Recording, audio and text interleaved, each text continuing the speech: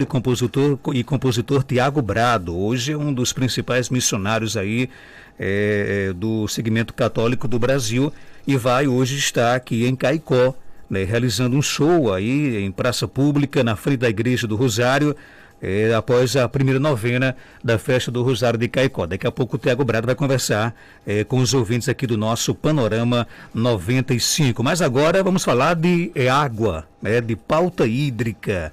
Está aqui no Seridó o Alan Lopes, ele que é superintendente de fiscalização da Agência Nacional de Águas, o Paulo Varela, presidente do Comitê da Bacia Hidrográfica do Piancó-Piranha-Açu, e o João Maria Cavalcante, secretário de Recursos Hídricos do Rio Grande do Norte. Secretário, seja bem-vindo aqui ao nosso Panorama 95. Me fala um pouco de sua agenda aqui na região do Seridó. Secretário, bom dia. Bom dia, Marcos Dantas. Bom dia, ouvintes do programa Panorama 95. E bom dia a todos os amigos do Seridó. Eu estendo esse bom dia através de meus dois afilhados que estão me ouvindo agora. Pedido para dizer o nome dele, Ana Júlia e Gabriel. Ana Júlia e Gabriel, né? Um abraço aí do padrinho, né? Que está mandando um abraço aí para os afilhados, né? Vocês não estiveram visitando o Rio Piranhas, e aí, qual é o cenário?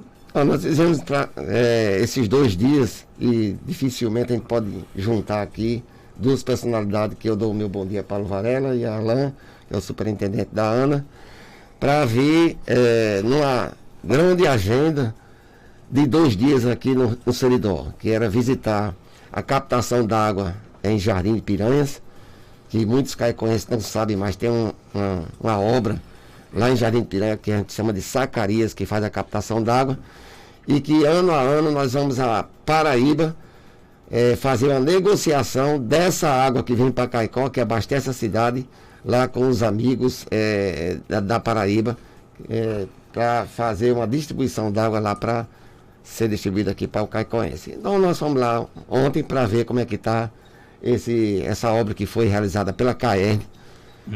E se está funcionando plenamente, inclusive para atender outras comunidades abaixo da Zacarias, que nós tínhamos esse compromisso. São 43 comunidades, aproximadamente 2.000 pessoas que moram abaixo, e nós conseguimos vencer isso, e hoje nós estamos atendendo plenamente essas famílias que moram abaixo do Rio Piranhas.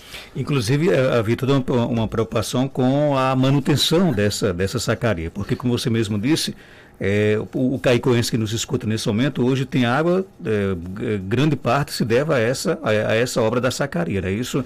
E onde acontece a captação aí pela CAERN. A obra foi concluída, foi feita já tranquilamente? Foi feita. Essa sacaria tem com o caráter de fazer um nível para poder fazer a captação da água. E a obra nós fizemos em conjunto e orientamos em conjunto com a CAERN para ser realizada. Hoje ela está totalmente concluída e está, como eu disse, está atendendo. E também o outro compromisso que a gente veio foi visitar a Passagem das Traíras e a grande obra do governo do estado, que é a barragem de Oiticica, que nós vamos lá assim que terminar esse programa. Então nós cumprimos a primeira agenda e a segunda agenda já na parte da tarde.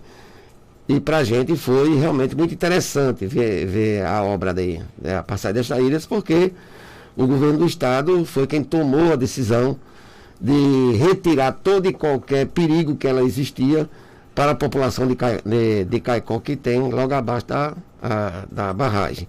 Então foi feita aquela primeira obra inicial de abertura e o governo federal voltou para si através do DENOX para continuar a obra, e hoje eles estão continuando.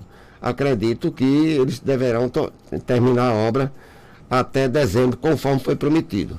Mas a obra está bem encaminhada e conversamos com a empresa e fizemos uma visita em todas as instâncias da obra, em todos os locais, inclusive no local onde ofereceu o grande perigo, que foi na ombreira direita, e hoje ela está bem conduzida pela empresa. Com relação à questão da barragem de Oiticica, como é que está o cronograma? Está dentro do esperado? Há uma previsão de que realmente seja concluída ainda esse ano a obra? Não, concluída não. O governo federal já sinalizou para que a gente fizesse um pedido de renovação do termo de compromisso, que é o primeiro termo que ocorreu na barragem. Ainda falta fazer o governo destinar ainda quase 94 milhões de reais, que foi o último plano de trabalho que nós apresentamos ao governo. Esses 94 é o que nós precisamos para concluir a obra. E como já está muito próximo do final do ano, e ainda tem 3 agrovilas para ser executadas, e o governo federal não liberaria, a gente já sabe disso, não há tempo suficiente para liberar 94 milhões de reais, nós já vamos pedir a renovação do termo de compromisso. Mas nós pegamos as obras sociais, que é a Nova Barra de Santana, que foi o grande problema nosso, pegamos a obra com 40%. Nós hoje estamos com 94%. Foi um avanço, nós dobramos as obras sociais em pouco tempo. E a barragem pegamos com 70%, hoje está com 92%. Só aguardando tão somente a barragem concluir definitivamente as agrovilas e Nova Barra de Santana para nós fazermos o fechamento. Até porque nós já iniciamos essa subida da cota 88, que era sempre o grande problema, né, o conflito, mas era a garantia do movimento dos atingidos que não ia haver um fechamento da barragem. Nós iniciamos a subida da cota 98 para 88 para 92. Isso fruto de uma negociação intensa com o movimento dos atingidos e também da garantia de que a comunidade Carnaúba Torta não ia ser inundada. No momento que nós iniciamos a agrovila de Jucurutu, e isso era um pacto que eu tinha feito com a comunidade Carnaúba Torta, nós levamos a comunidade Carnaúba Torta na agrovila de Jucurutu, e aí sim, nesse momento, nós somos autorizados, simbolicamente, é claro, para iniciar a subida da cota de 88 para 92. E amanhã será concluída essa subida. Agora logo, secretário, que a agrovila de Jucurutu seja concluída, as famílias da Carnaúba Torta já serão imediatamente transferidas para essa agrovila? Imediatamente. São prioritariamente 14 residências que vão ser concluídas, totalmente. Mas começa quando? Inclusive com infraestrutura. A obra começou. As casas já estão sendo construídas? Já estão sendo construídas, tem casa já sendo concluída, pelo menos a sua estrutura já está. Hoje nós vamos fazer essa visita lá para saber como é que está a construção. Mas começou faz, acho que um mês já. Já está bastante andado e eu estou pedindo à empresa que acelere a obra. Então nós vamos solicitar esse pedido de aditivo no termo de compromisso, levando para 2022 a conclusão da barragem de Oiticica. Agora tem um prazo, mais ou menos tem um mês de quando é que realmente todo o complexo vai ser entregue, vai ser inaugurado, não? As obras sociais nós queremos concluir até dezembro. Desse ano. Temos todas as condições. E a comunidade de Barra de Santana quer ser transferida até dezembro. Porque é por séries de problemas, conflito, falecimento de entes queridos na comunidade. E eles estão pleiteando ser transferido até dezembro. E nós vamos cumprir esse calendário. Estamos tomando todas as tratativas, fazendo todo o esforço possível para que toda a infraestrutura, as casas estão prontas, toda a infraestrutura seja concluída até dezembro para fazer a transferência. O ouvinte João Damião pergunta, e a agrovila de Jardim de Piranhas, como é que está essa previsão? João Damião, né? João Damião. Boa pergunta, João Damião. A agrovila de Jardim de Piranha, nós tivemos problema de indenização do terreno, porque tinha várias famílias que eram donos do mesmo terreno. E vários herdeiros. É muito difícil você localizar esses herdeiros. Mas nós estamos concluindo esse processo de indenização e será a terceira agrovila, porque a de São Fernando já está bem mais na frente. Nós já estamos iniciando o processo de licitação da agrovila de São Fernando. Então serão 3 agrovilas? Serão 4. Certo. 4 agrovilas. Nós iniciamos Jucurutu, São Fernando já está na sequência, Jardim de Piranha nós conseguimos agora fazer a identificação de todos os herdeiros, e a 4ª agrovila foi fruto de um novo levantamento que nós fizemos na barragem de topografia, que, por incrível que pareça, quiseram construir uma barragem que nem levantamento topográfico ela existia, mas nós fizemos todo esse levantamento, houve um acréscimo de 1.000 hectares, pra você ter uma ideia. um acréscimo de 1.000 hectares na área levantada inicialmente, e esses 1.000 hectares vai ter o surgimento da 4ª agrovila. Impressionante o quanto, acho que quem acompanha de perto essa construção da obra Barragem Oiticica viu o quanto ela teve que se moldar ao longo do tempo, né? O projeto, no início, não se discutia praticamente em obras sociais, né? Depois surgiram as agrovilas, então a obra ela foi ganhando um volume monstruoso ao longo de sua construção, né, secretário? Vem no sentido inverso. Não se planeja uma barragem dessa forma. A barragem ela tem que ser planejada em todas as suas instâncias, em todos os seus projetos de engenharia, complementares, inclusive projeto de arquitetura, que houve necessidade de ter um reassentamento. Aliás, vários, porque tem várias famílias que moram na bacia que vão ser transferidas para agrovilas. Mas aí, infelizmente, isso foi erro de planejamento, um erro grosseiro, né, de planejamento. Mas o governo da professora Fátima Bezerra não brinca com vidas, e demandou, orientou que a gente procedesse assim, e é assim que nós estamos procedendo, com toda a responsabilidade, e colocamos a barragem no caminho certo de sua construção. Paulo Varela, presidente do Comitê da Bacia Hidrográfica do Piancó, Piranhas-Açu, qual é o papel, para que o ouvinte possa entender, evidentemente, qual é o papel do comitê pós-construção, né, pós-conclusão da barragem de Oiticica, que com certeza se fala muito, será o pulmão, né, hídrico da região do Seridó. De que forma o comitê está se preparando para pós-construção e entrega desse grande reservatório, né, que é a barragem de Oiticica? Presidente, bom dia. Bom dia, Marco. Bom dia, Alain, secretário João Maria. É um prazer estar aqui. Marco, veja bem, o Comitê da Bacia, na verdade, é um âmbito, né, de articulação, né, de todos os entes que compõem aí, todos os atores, né, que praticam a gestão de águas na bacia. A gente diz sempre que a gestão da água, né, não é uma questão, não é uma tarefa para uma pessoa só, né? É uma tarefa multifacetada que envolve todos os envolvidos nesse processo.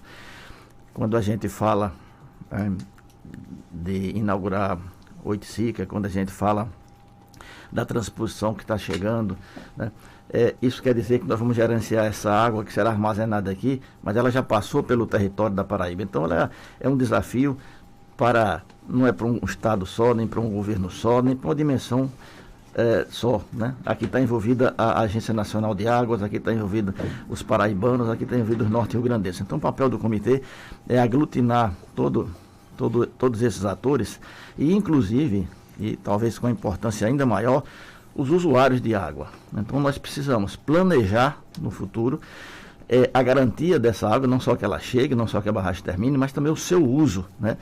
Nós temos uma parte da água que tem a natureza, né, da água enquanto ecológica, mas nós temos uma outra parte dela que é recursos hídricos, isso quer dizer o uso dessa água. Nós estamos muito felizes, Marco, porque nós estamos vendo nessa visita aqui, com a presença do Alain, do secretário, nós ontem visitamos uma obra, né, que era um problema. E, inclusive, desde 2014, todas aquelas famílias que estavam atrás da Sacaria para cá estavam sem água, né? Não tinha água suficiente, né? Agora esse problema foi resolvido, né? E com a mesma quantidade de água que a gente estava trazendo da Paraíba, quer dizer, com uma gestão mais eficaz. Nós visitamos a passagem das Traíras, que assombrou, né, aqui os caicoenses por vários anos, a gente tentando resolver e não conseguia resolver, e agora foi resolvido o problema. Caicó está segura, né, e nós estamos vendo Oiticica terminando.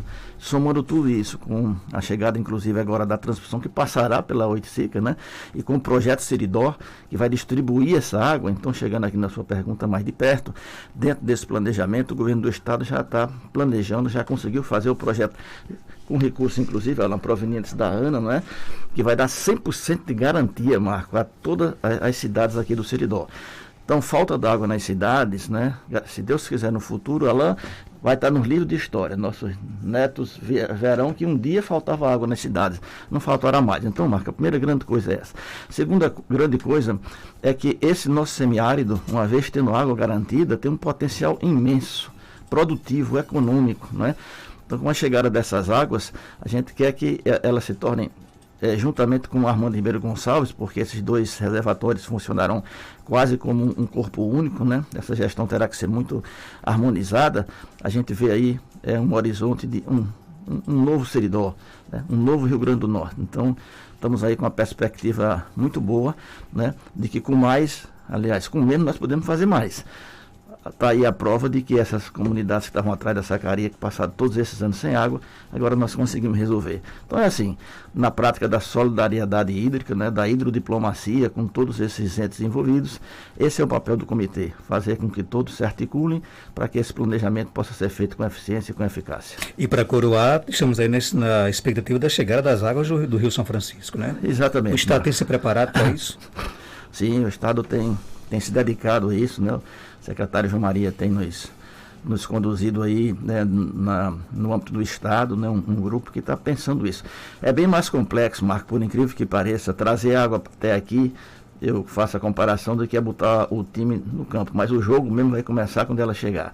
Então, toda a dificuldade, todo o desafio, vamos dizer assim, né, da sustentabilidade, essa água tem um custo, a gente precisa equacionar como é que isso vai funcionar, quer dizer, como é que nós vamos fazer a articulação, né, junto com a Paraíba, com a Agência Nacional de Águas, e aqui a gente traz a perspectiva de que vai ser o trecho mais difícil, porque as águas que chegarão para aqui, para o Rio Grande do Norte, elas atravessarão todo o estado da Paraíba, não em canal, mas em rio natural.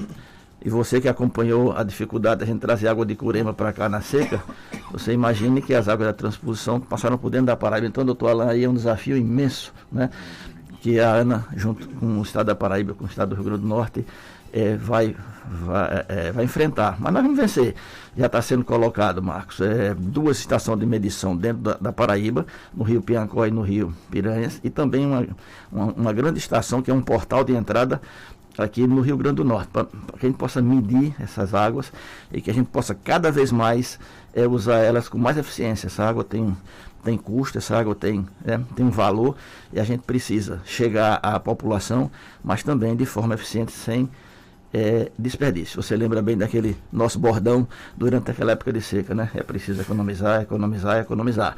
Agora talvez a gente possa mudar um pouquinho, mas é preciso usar bem, usar muito bem, usar melhor ainda.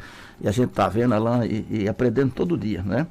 Que com a mesma quantidade de água a gente pode abastecer uma quantidade de pessoas ainda maior. E mais que isso, nós podemos transformar essa água em desenvolvimento. Esse é o grande link que eu acho que a chegada da transposição vai trazer, junto com as obras que o Estado se preparou para receber, assim como é o Oiticica, assim como é o projeto Seridó, porque essa água não pode ficar presa dentro de uma açude, ela tem que chegar na casa das pessoas, ela tem que chegar nos lotes, ela tem que se transformar em alimento, ela tem que se transformar em riqueza. Então, estamos sim, respondendo a sua pergunta, nos preparando. Evidentemente que o caminho é longo e tem muita coisa para fazer. Essa questão de obras hídricas, elas trazem um impacto muito grande, né? Principalmente para uma região tão sofrida como a nossa. Eu me lembro quando eu era criança lá em Jardim do Seridó, a festa quando a adutora chegou na cidade era grande, né? Para a praça pública lotada, aquela coisa toda. Esse programa de interligação das bacias, ele vem com a promessa de, por exemplo, não termos mais a necessidade de construir adutoras, ou não substitui, por exemplo, a necessidade de um dia retomar essa construção de adutoras? Não, Marcos, veja bem, eu comparo, para que as pessoas entendam, a luz que está nos iluminando aqui, a gente não sabe de onde ela vem. E o semiárido, ele não tem assim uma razão única para resolver todos os problemas, uma solução única. Então, nós temos que ter flexibilidade. E é possível que até no futuro a gente consiga ter mais redundância. Mas evidentemente que isso tem custo, isso tem patamares, tá certo? O projeto Seridó, ele traz em si a perspectiva de que as cidades estarão resolvidas, né? Então, aqui no Seridó, eu acho que talvez uma coisa ou outra a gente ainda possa interligar, né?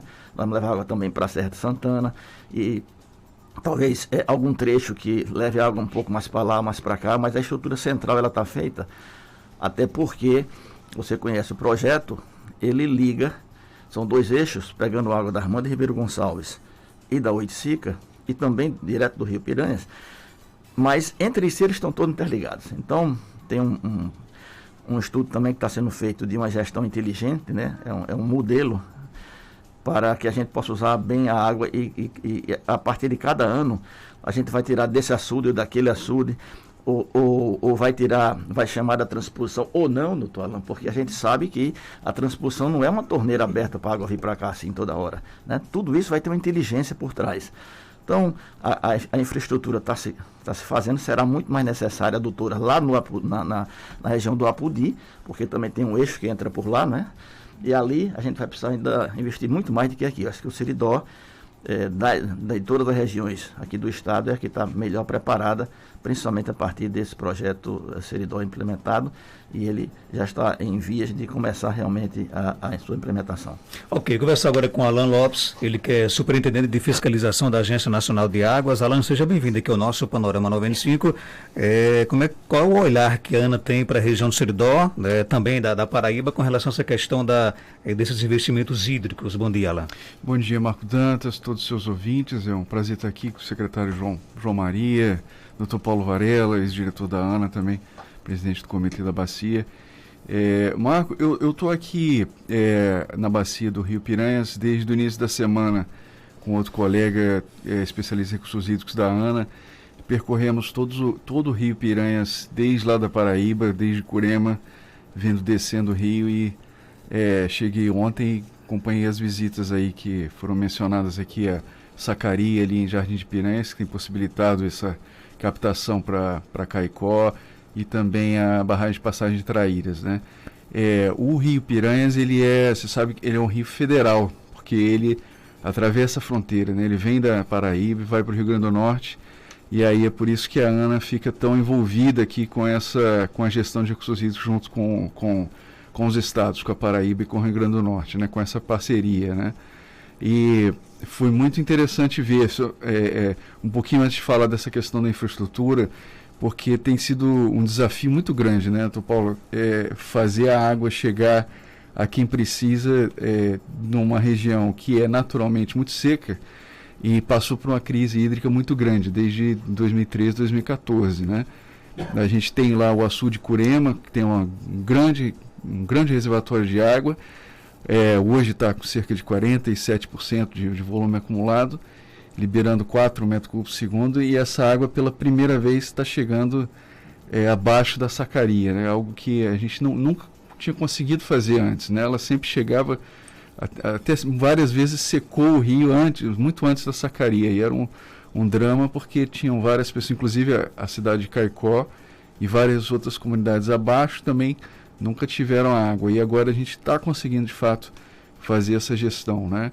E pela parte da ANA a gente fez também um momento importante, porque a gente está fechando um ciclo de gestão diferenciada desse rio. Lá em 2014, o Comitê da Bacia aprovou um plano de recursos hídricos para a bacia que previu a instalação de um escritório técnico, que hoje está localizado em Sousa.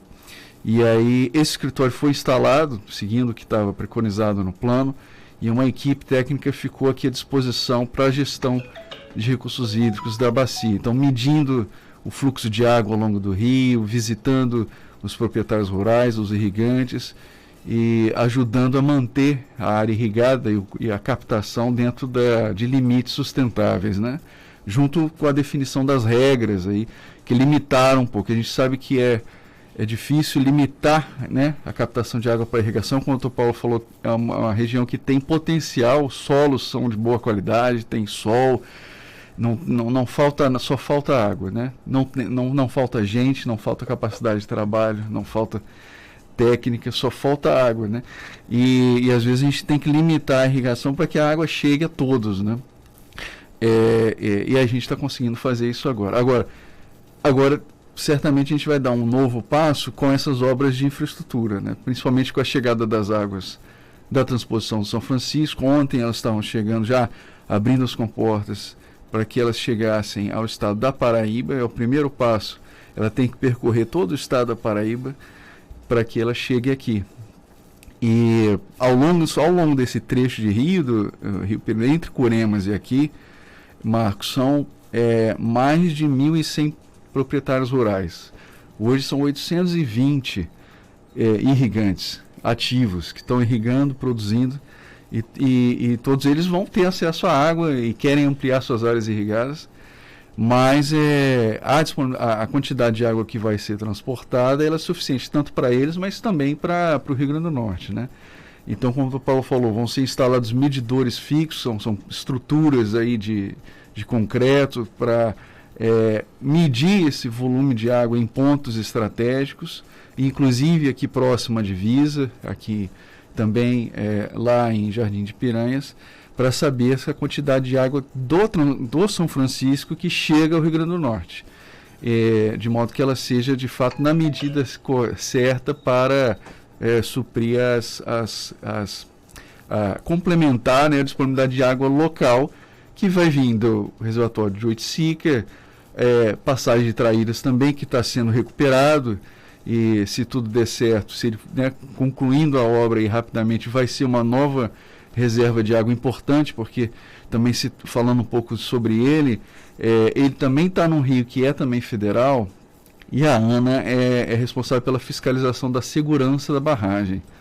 E há alguns anos atrás a gente detectou, junto com laudos técnicos feitos pelo próprio Estado, que haviam problemas de segurança na barragem.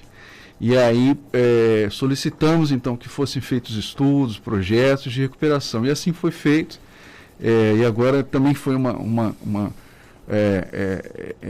foi muito bacana ver ontem na obra de Passagem de Traíras que ela está sendo de fato já recuperada. Primeiro houve uma abertura da barragem, que foi algo que nos doeu muito, né? Você ter que abrir uma brecha na barragem, mas foi por uma questão de segurança.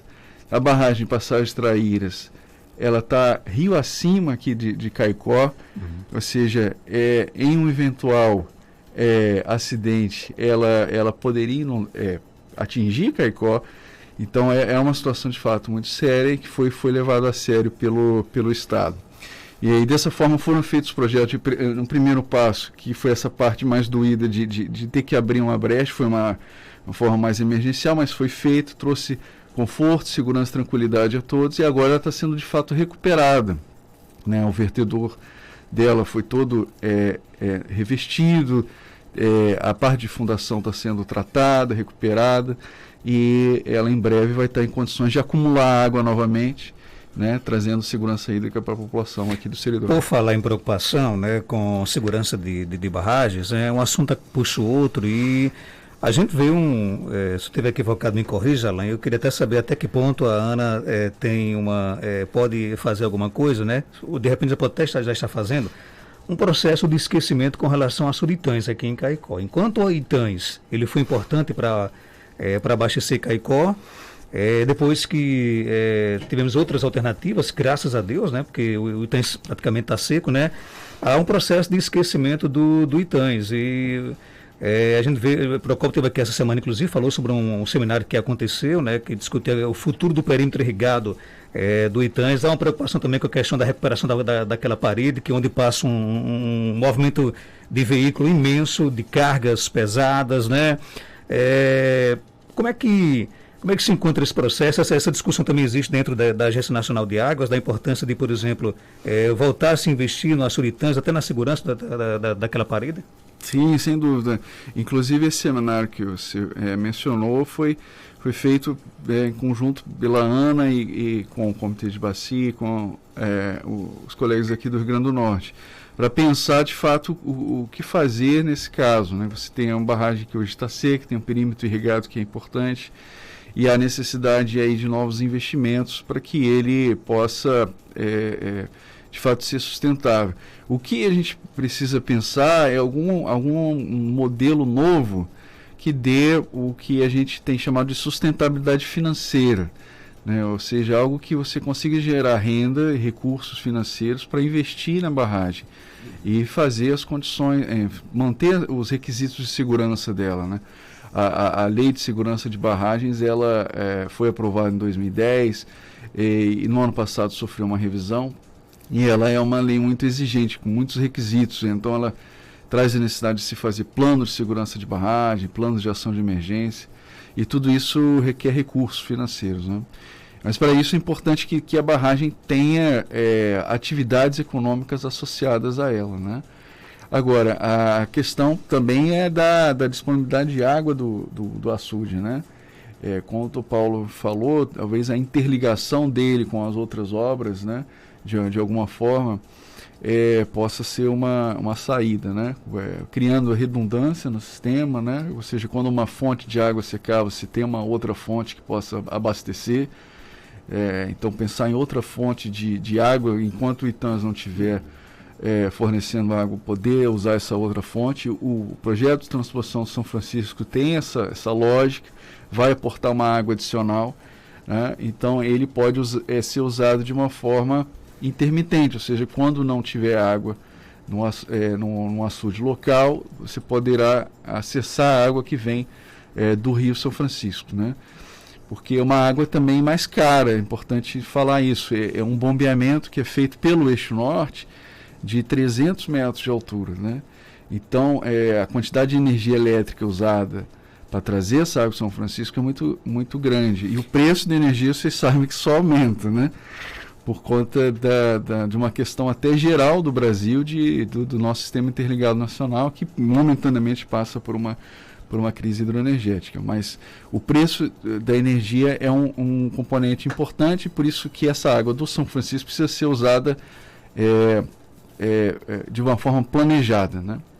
E de fato na medida certa e necessária para as atividades econômicas. Eu queria ouvir a opinião do Paulo Varela sobre essa questão do perímetro irrigado do Itãs, né? Porque há uma preocupação hoje, por exemplo, o Alain, eu vi aqui na fala aqui do Alain, acho que do secretário João e na sua, a importância do setor produtivo, né? Só que se tem alguém que pagou a conta nessa estiagem para garantir com que a água não faltasse nas nossas residências foram os produtores, né? Eles abriram mão de irrigações, né? Inclusive com a promessa de que uma compensação chegaria, não sei se essa compensação chegou, né? Teve gente que perdeu tudo aí e sobrevive inclusive da irrigação. Agora, com relação a essa questão do perímetro irrigado do Itãs, há uma preocupação também do Comitê da Bacia Hidrográfica com o futuro desse perímetro? Certamente, Marcos. Mas eu queria, antes de responder, trazer aqui uma informação. Quando você perguntou a Alain se a Ana estava fazendo alguma coisa lá pelos açudes, é importante lembrar que a recuperação de todos os hidromecânicos aqui do Itãs, assim como do Sabugi, foram feitos numa situação extraordinária, porque não cabe a Ana essa competência, mas repassou recursos para o DENOX, e o DENOX recuperou essas estruturas. E uma outra coisa, Marcos, também dentro do que você lembrou aí, quem pagou essa conta, quem pagou o pato, vamos dizer assim, disso, foram os pequenos proprietários, desde Curemas até aqui. E eles agora voltaram, né, até 8 hectares, começaram com 2 e até 8 hectares agora estão irrigando. Mas, vindo para a sua pergunta especificamente, sim, o comitê está preocupado, né, não só com esse perímetro, mas que a gente possa fazer, né, e esse foi a razão desse seminário, e a pergunta era exatamente essa: qual o futuro do perímetro? Que perímetro nós temos? O tempo mudou, a cidade cresceu, as pessoas estão recebendo essas áreas que vão ser deles agora. Então, essas perguntas foram feitas e nós estamos exatamente, Marcos, nos debruçando em relação a tudo isso. E aí, quando você pergunta, o papel do comitê justamente é de juntar esse processo, levantar essas questões, não é? Isso está sendo enfrentado pela secretaria, pela Ana, que esteve aqui conduzindo, pelos usuários que estavam todos lá presentes. Então, quando a gente fala dessa lei participativa, não é participar de reunião, é participar das decisões, né? Do planejamento e de ver o futuro. Então, essas perguntas foram levantadas. Ainda ontem nós nos reunimos aqui com o Procópio, mais de 1 hora, e vamos passar por alguns passos. Primeiro, levantar que perímetro nós temos hoje. Como é que esse negócio está de verdade, tá certo? Como é que estão essas áreas, quem é que está irrigando, quem é que não está, quem é que quer continuar, etc. e tal. Que tamanho de perímetro nós vamos ter para frente? Mas tem uma outra pergunta, Marcos, interessante: que água nós temos para isso? O projeto Siridó realmente vai liberar os açudes, porque ele vai abastecer a cidade para esse uso produtivo, né? Mas mesmo assim, a gente está vendo que o Itãs está com cada vez mais dificuldade de ter essa água nele. E aí, Marcos, surgiu questões muito interessantes. Por exemplo, todo o esgoto de Siridó, aliás, de Caicó, se ele fosse reusado, ele seria suficiente para pagar, para irrigar a área que hoje está sendo irrigada, não ele todo, com 100% de garantia. Será que isso não pode ser um caminho? Será que isso não pode ser uma política? Né? Nós falamos, inclusive, também da produção de energia fotovoltaica. Dá para usar algumas áreas que não estão sendo usadas para isso. Aí daí já surgiram outras ideias. De que tal se a gente concentrasse, não aqui no perímetro, que é uma terra muito nobre, mas concentrasse uma área maior na Armando Ribeiro Gonçalves, ou quem sabe na própria Oiticica, né? E trazer a iniciativa privada para instalar isso, terá seu lucro, que é a razão dela, mas uma boa parte poderia ficar exatamente, não somente para Oitã, mas para todos os açudes da região.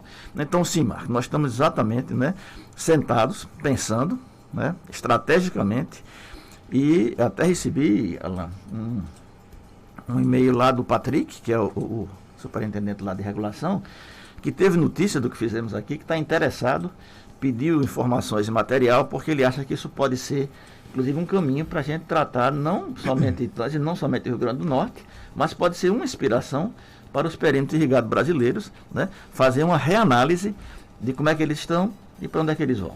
Então, ele respondendo mais diretamente, sim, Marcos, estamos todos nós envolvidos nisso,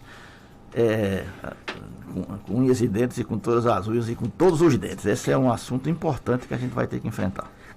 O Procopio está aqui nos ouvindo e pediu apenas para lembrar ao Alan que o Itanhas ele não tem plano de segurança de barragem, não tem as inspeções e a revisão periódica e nem plano de ação de emergência. Por trás do Itanhas tem uma população de 67 mil habitantes. Portanto, esse açude é de dano potencial associado alto e precisa estar dentro de todos os instrumentos de gestão terminados pela lei, mesmo não estando em categoria de risco alto.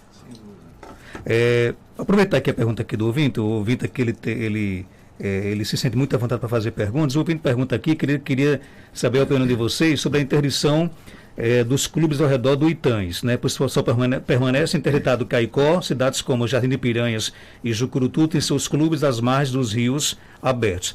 Se o Itanhas hoje ele não, pelo menos nas discussões que a gente recebe aqui no nosso programa, a impressão que fica é que o Itanhas não vai mais ser esse reservatório importante assim do ponto de vista para abastecer Caicó, né?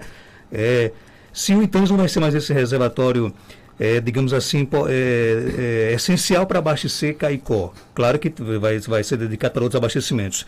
Não seria digamos assim, não seria uma alternativa reabrir esses balneários, esses clubes ou não? Ou vocês não acham que realmente não tem condições? Quem poderia começar a responder, secretário?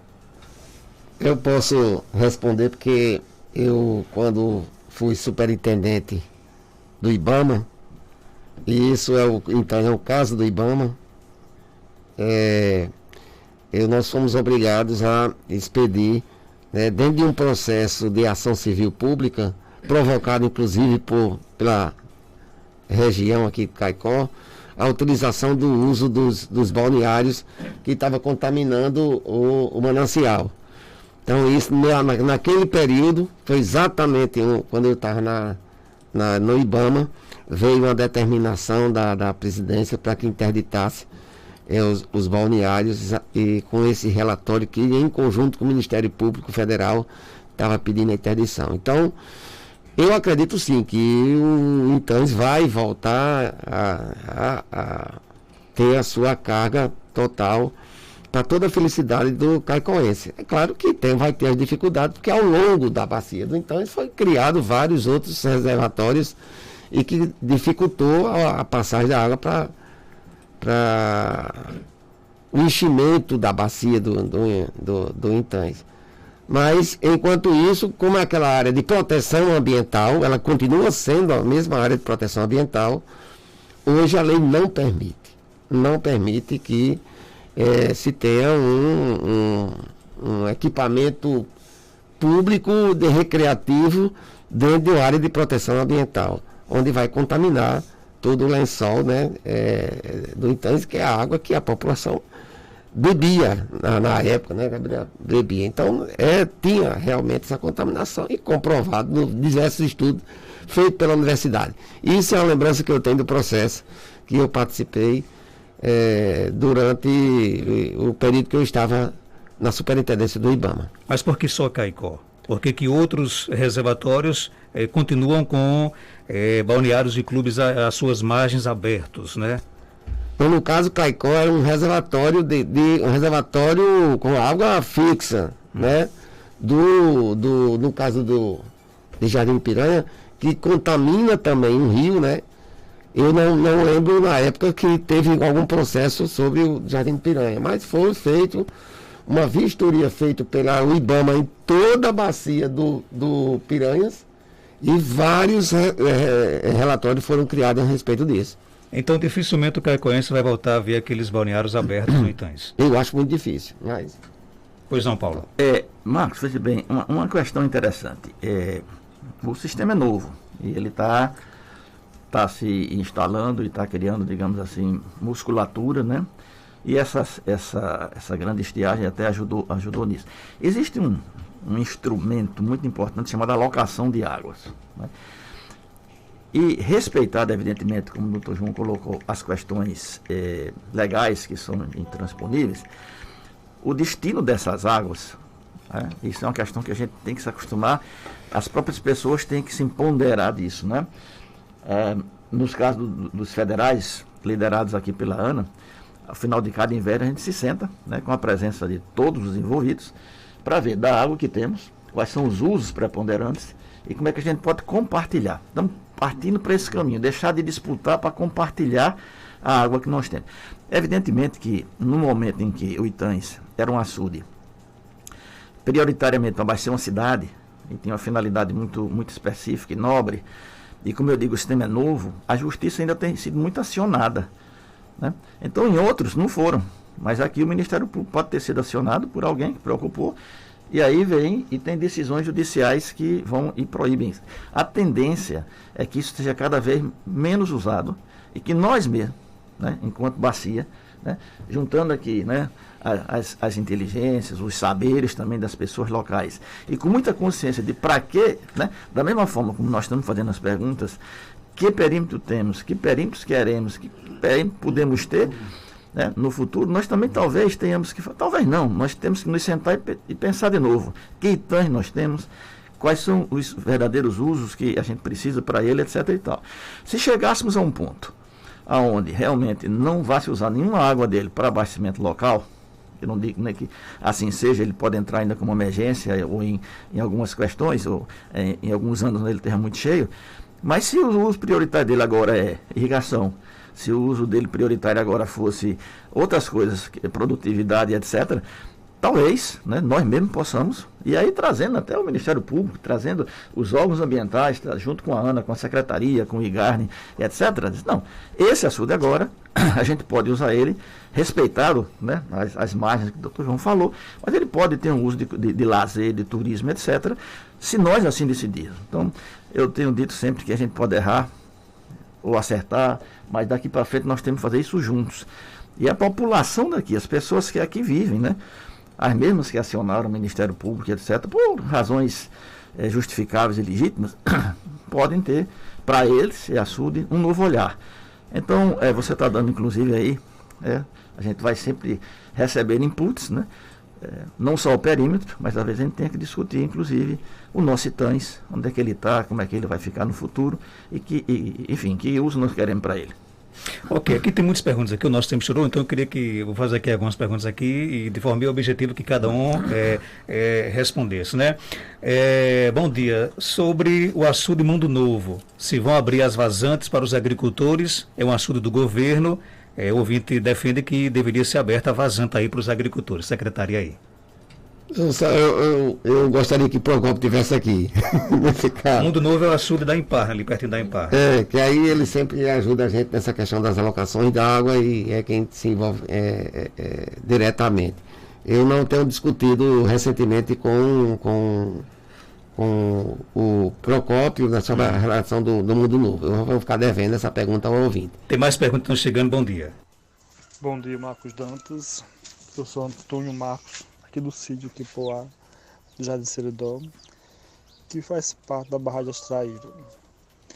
Perguntar ao secretário se tem previsão para o fim da obra da parede da Extraíra, barragem Extraíra, porque outubro está se terminando, novembro se aproxima, e se Deus quiser também, que no rojão que está indo, vai conseguir tampar o buraco antes de começar o tempo chuvoso.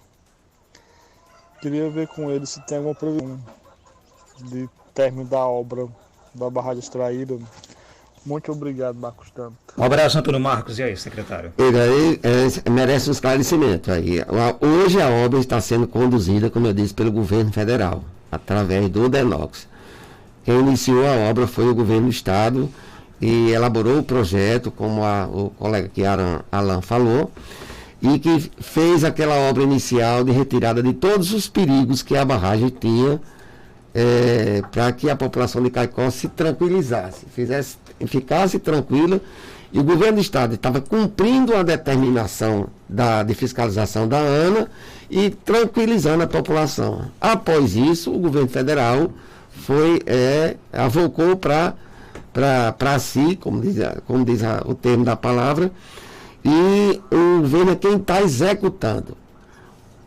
No sentimento de um engenheiro com bastante experiência que eu tenho, eu percebi, de fácil percepção, que a empresa tem sim potencial para concluir as obras até o final do ano.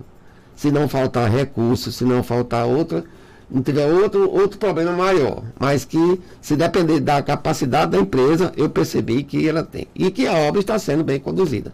Mas eu queria aproveitar aqui, Paulo, rapidamente, para falar sobre a questão do perímetro, porque nós, e aproveitando a sua presença aqui, nós temos na Secretaria, o governo do Estado, a professora Fátima Bezerra determinou que nós fizéssemos isso, que repensar o Estado do ponto de vista de segurança hídrica.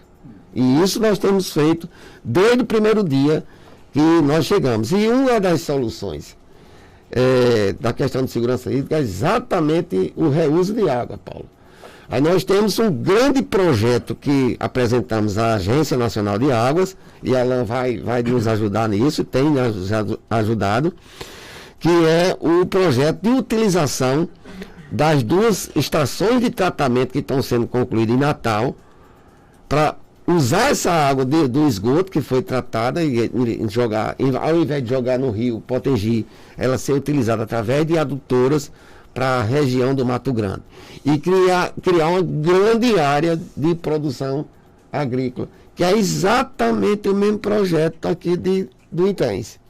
Utilização dos esgotos de Caicó, que é um volume de água considerável, para produção agrícola ali na área da região do Intens, dos canais lá do Intens. Então, isso seria uma solução que nós estamos pensando nisso.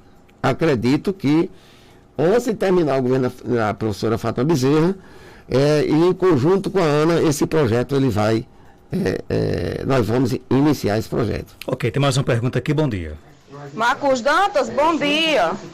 Marcos Dantas, eu quero perguntar para o secretário aí, João Maria, sobre as indenizações das casas que tem aqui na comunidade Angicos, no município de Jardim de Piranha, que ele já está por dentro do assunto, sobre 13 casas que não foi indenizada até hoje. Toda vida que vão para a reunião, eles dizem que vem aqui fazer uma reunião com o pessoal das casas, dizendo que vem e nunca vem, fica só enrolando com a barriga. O que é que vai acontecer com esse pessoal? Eles vão ficar inundados, não vão ter para onde ir, porque eles ficam só enrolando. Disseram que ia esperar um escritório novo se instalar, lá no canteiro de obra. Esse escritório já instalou faz bem 2 meses e nada até agora, ficam só enrolando esse pessoal. Por certo vão fazer que nem a barragem da Armando Ribeiro lá em São Rafael. A água vai chegar e o povo vai estar lá sem ter para onde ir. Eu queria perguntar para ele o que é que vai acontecer. E ele vai responder agora, e aí, secretária? Não, aí eu queria ter uma barriga grande para empurrar, mas a minha barriga é pequena. Nós não estamos enrolando com a barriga, nós estamos fazendo o nosso dever de casa.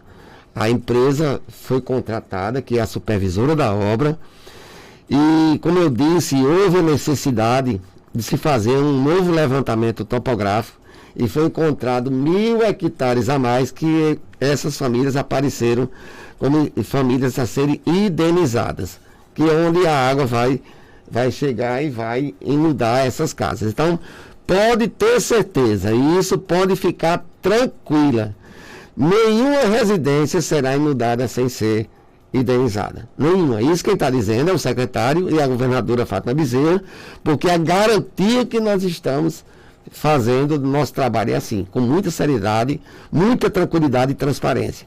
Inclusive com todo o encaminhamento, todos os diálogos executados através do movimento dos atingidos, que é quem representa todas essas famílias e todas as comunidades. Não tem faltado diálogo e não tem faltado, inclusive, indenizações, nem recursos para indenizações. É só ter mais um pouquinho de paciência que nós chegamos na sua porta, amiga. Ok, para fechar, rapidinho, vim pergunta aqui, o nosso amigo Rui Evandro, a elevação da cota 92 na Oiticica termina quando e qual vai ser a quantidade de água acumulada nessa cota? Muito bem, isso é bem facinho. Nós já estamos concluindo amanhã. Amanhã chega a cota 92. Vai sair de um volume de aproximadamente 5 milhões para pouco mais de 12 milhões. Então já vai ficar já um grande reservatório. Então é uma felicidade isso. Após o inverno de 2022, que agora nós vamos ultrapassar o limite da obra para 2022, aí sim nós vamos fechando aos poucos e também vamos concluindo as obras sociais. Ou seja, o compromisso do governo é que só fecha a barragem quando não tiver uma família na sua bacia hidráulica. Ok, eu quero aqui agradecer a participação do secretário João Maria Cavalcante, do Alan Lopes, ele que é superintendente de fiscalização da ANA, e do Paulo Varela, que é presidente do Comitê da Bacia Hidrográfica do Piancó Piranha-Açu. Bom dia para vocês, tá ok? Bom dia, Martinato, muito obrigado. 7h15, volto já para conversar com o João Paulo, ele que vai falar de Caicó, vai sediar aí um dos maiores eventos de crossfit do Nordeste. Daqui a pouco, Geraldino está louco para entrar no crossfit também, né, Geraldino? Daqui a pouco você vai se informar aí mais detalhes dessa entrevista ao vivo, daqui a pouco com o João Paulo.